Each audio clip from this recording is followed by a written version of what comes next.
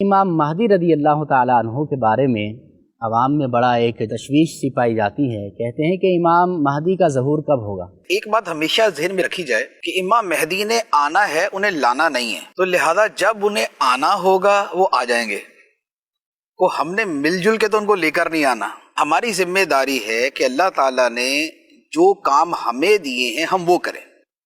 امام مہدی کی تشریف آوری سے ہوگا کیا؟ ایک تو اسلام جو ہے وہ دیگر تمام طاقتوں پر غالب آ جائے گا، مسلمان دنیا میں غالب آ جائیں گے۔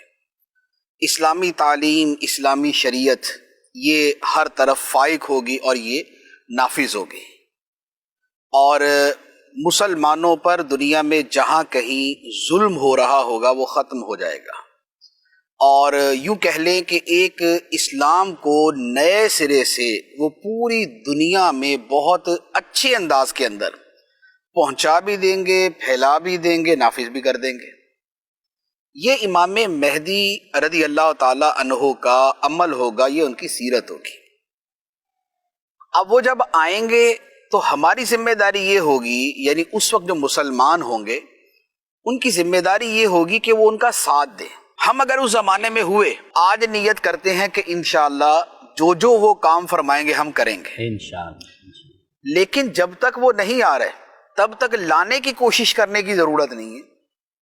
تب تک دین کے احکام، شریعت کے احکام بڑی وضاحت، بڑی صراحت اور بڑی جو ہے وہ اپنی پوری تفصیل کے ساتھ ہمارے سامنے موجود ہیں، خواہ وہ خدمت دین کے ہیں یا وہ اسلام کی اشاعت کے ہیں یا وہ اسلام کے غلبے کے ہیں، کہ اسلام جو ہے وہ سب پر غالب آئے، مسلمان سب پر غالب آئیں، اسلامی حکومت ہو، اسلامی احکام ہو، اسلامی شریعت ہو۔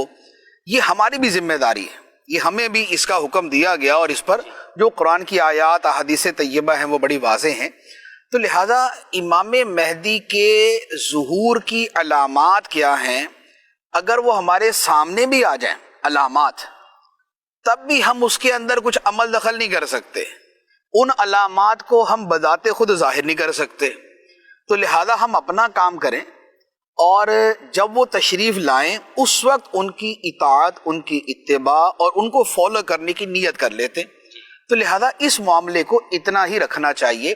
باقی امام مہدی کی جو ذات ہے، ہاں ان کے حوالے سے ایک یوں کہہ لے کہ معلومات ہونی چاہیے، تاکہ یہاں دنیا میں ہر تیسرے چوتھے دن یا ہر تیسرے چوتھے مہینے جو کوئی نئے مہدی نکل آتا ہے تو اس سے ذرا جان بچی رہے اور بندہ پہچان لے کہ یہ جھوٹے مہدی ہیں۔ وہ یہ ہے کہ امام مہدی جو ہے جب وہ تشریف لائیں گے تو اس سے پہلے دنیا میں جو اسلامی ممالک ہیں ان پر بھی کفار کا قبضہ ہو چکا ہوگا، ایک بات۔